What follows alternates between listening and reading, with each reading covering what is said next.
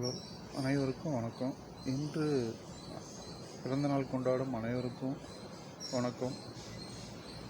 இன்று திருமண நாள் கொண்டாடும் அனைத்து அன்பு உள்ளங்களுக்கும் வணக்கம். அனைவரும் நலமுடன் வாழ ஆண்டவனை பிரார்த்திக்கிறேன். இன்று நாம் சொல்லக்கூடிய தகவல், இன்று முதியோர் தினம். இது ஐக்கிய நாடு சபைகளால் 1991 எல்லாரும் ஒரு ஒரு நாளை தேர்ந்தெடுத்து 1991 அக்டோபர் 1 முதியோர் தினமாக கடைபிடிக்கணும்னு சொல்லி இன்று வரை அதை கடைபிடித்து கொண்டாடி கொண்டு வருகிறார்கள். அதை பற்றி சொல்லலான்ட்டு இன்று முதியோர் தினம்னு சொல்லணும்னா, அவங்களுக்கு இப்போது முதியோர்களை நிறைய பேர் இந்த முதியோர் இல்லங்கள்லாம் சேர்த்துட்றாங்க. அவங்களுக்கு அந்த மாதிரிலாம் சேர்க்கக்கூடாது அப்படின்ட்டு பற்றியே சொல்லலான்ட்டு, நம்மளை கரம் பிடித்து நடத்தி முதல்ல குழந்தையாக இருக்கும்போது நம்ம தானே அப்பா அம்மா தானே முதல்ல கையை பிடிச்சி நடக்க வைக்கிறோம், கரம் பிடித்து நடக்க வைக்கிறோம். அவங்கள கடைசியில் கரம் பிடித்து எடுத்துன்னு போயிட்டு எங்கே விட்டுறாங்க? கரம் கூட பிடிக்கிறது இல்லை, நேராக எடுத்துன்னு போயிட்டு முதியோர் இல்லத்துக்கு போயிடு, நீ இங்கே இருக்காத அப்படின்லாம் சொல்லி நிறைய நிகழ்ச்சி பார்க்குறோம்.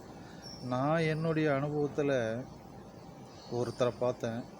எங்கள் வீட்டு பக்கத்தில் ஒரு பிராமின், அவர் இந்த இருங்காட்டுக்கோட்டையில் ஹோண்டாய் கம்பெனியில் வேலை செஞ்சார். ஐயர் அவங்க. அந்த அம்மா எங்கள் ஒய்ஃபுக்கு ரொம்ப ஃப்ரெண்டு. அவங்க 2 பேரும் நல்லா பேசுவாங்க. அந்த ஐயரும் எங்கள் ஒய்ஃபுக்கிட்டலாம் பேசுவார், என்கிட்ட எப்போயாவது பேசுவார். அதுக்கப்புறம் அவங்க கொஞ்ச நாள் இங்கே ஒரு 2-3 வருஷம் இருந்தாங்க. அதுக்கப்புறம் திரும்பியும் எங்கேயோ போயிட்டாங்க. அவங்க சென்னைக்கு எங்கேயோ போயிட்டாங்க. போனதுக்கப்புறம் ஒரு 2 வருஷத்துக்கு முன்னாடி திரும்பி வந்தார். அவர் வந்தபோது, என்ன சார் எப்படி இருக்கீங்கன்னு என்னை கேட்டார். எங்கள் ஒய்ஃபுக்கிட்ட அதுக்கு முன்னாடி அவர் பேசியிருந்தார். என்ன ஆச்சு, என்ன வந்திருக்காரு, எங்கே இருந்தார் அவர் எவ்வளோ நாளுன்னு கேட்டதுக்கு, இந்த மாதிரி அவங்க ஒய்ஃப் கொரோனாவில் இறந்துட்டாங்களாம்ப்பா, இப்போ அவர் தனியாக இருக்கார், அவங்க பையனுக்கு கல்யாணம் பண்ணி அவங்க மருமகள்லாம் சேர்ந்து அவரை வீட்டை விட்டு வெளியே போகணுன்னு சொல்லிட்டாங்க அப்படின்னு சொல்லிட்டு எங்கள் ஒய்ஃப் சொல்லிச்சு.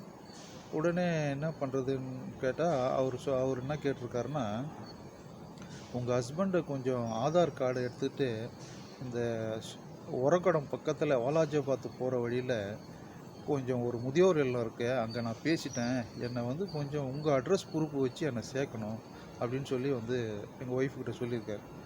சரி நான் வரேன்னு சொல்ல உடனே அவர் காரை புக் பண்ணி ஒரு கால் டாக்ஸி புக் பண்ணி அங்கே போயிட்டு என்னுடைய ஆதார் கார்டை வச்சு அவரை அங்கே முதியோர் இல்லத்தில் சேர்த்துட்டு அங்கே போயிட்டு உக்காந்துட்டு அந்த ஆதார் கார்டெல்லாம் வச்சு சேர்த்துட்டோம். எல்லாம் தேங்க்ஸ்லாம் சொல்லிட்டாங்க. அப்புறம் நான் என்னை மேலே போயிட்டு பாருங்கள் அப்படின்னாங்க.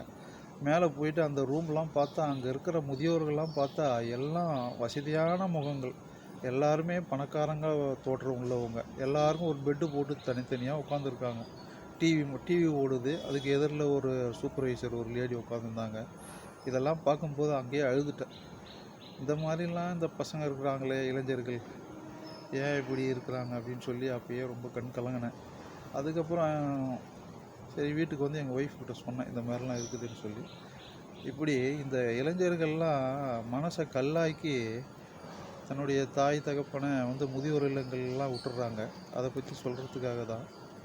அவங்களுக்கு இந்த கடைசி காலத்தில் உணவு, பாதுகாப்பு, பணம், ஒரு உறைவிடம், அது இல்லாத ஒரு சப்போர்ட், அதாவது மனதால் ஒரு தைரியம் கொடுத்து நான் இருக்கிறேன்ப்பா அப்படின்னு சொல்கிறக்கூடிய அந்த மன தைரியம் கொடுக்கறக்கூடிய ஒரு மகன் மகள் இது போல் இருந்தாங்கன்னா அவங்களுக்கு எந்த பிரச்சனையும் வராது. அவங்க நல்லா இருப்பாங்க. அந்த முதுமை அவங்களுக்கு ஒரு இன்பமாக இருக்கும். அதை பற்றி சொல்லலான்ட்டு தான். அதுக்கு தான் இன்றைக்கி இந்த பள்ளிகளில் கல்லூரிகளில் ஒரு விழிப்புணர்வு ஒரு முகாம் மாதிரியோ இல்லை விழிப்புணர்வு பயிற்சி மாதிரி அவங்களுக்கு இதை சொல்லலாம். இந்த மாதிரி முதியோர்களை கஷ்டம் கொடுக்காதீங்க அப்படின்றத இந்த பள்ளிகளில் கல்லூரிகளெல்லாம் ஒரு விழிப்புணர்வு ஏற்படுத்தணும். கல்லூரி மாணவர்களுக்கெல்லாம் அதை பற்றி அதை சொல்லணும். இதை வந்து இந்துக்கள் என்ன சொல்கிறாங்கன்னா, ஒழுக்கத்திலேயே பெரிய ஒழுக்கம் தாய் தந்தையரை பேணி பாதுகாக்கிறது தான் அப்படின்னு சொல்லிட்டு இந்து மதத்தில் சொல்கிறாங்க. கிறிஸ்தவத்தில் என்ன சொல்கிறாரு, இயேசு என்ன சொல்கிறாரு, அநேக ஆசீர்வாதங்களை தாய் தகப்பனை பேணி காக்கிறவன் அநேக ஆசீர்வாதங்களை பெறுவான்ட்டு இயேசு சொல்கிறாரு. அதே தான் இஸ்லாம் மதத்துலேயும் சொல்கிறாங்க, பெற்றோரை இளைஞராகிய நீங்களும் உங்கள் குடும்பத்தாரும் பேணி காத்தால் உங்களுக்கு ஆசீர்வாதமாக இருக்கும்னு இஸ்லாம் மதத்துலேயும் சொல்கிறாங்க. இந்த மாதிரி அனைத்து கடவுள்களும் சொல்கிறாங்க. அதனால் இந்த இன்றைய கால இளைஞர்கள் இளைஞிகள் பெண்ணாக இருந்தாலும் சரி ஆணாக இருந்தாலும் சரி எல்லாருமே முதியோர்களை கைவிடாத அவங்கள பாதுகாக்கணும், அவங்களுக்கு உறுதுணையாக இருக்கணும்னு சொல்லி நான் இந்த நாளில் இந்த தகவலை சொல்லலான்ட்டு. நன்றி, வணக்கம். அனைத்து வியூவர்ஸுக்கும் நான் நன்றி. நேற்றும் வியூவர்ஸ் சப்ஸ்கிரைப் பண்ணாங்க, அவங்களுக்கும் நன்றி. அனைவரும் நலமுடன் வாழ ஆண்டவனை பிரார்த்திக்கிறேன். நன்றி, வணக்கம்.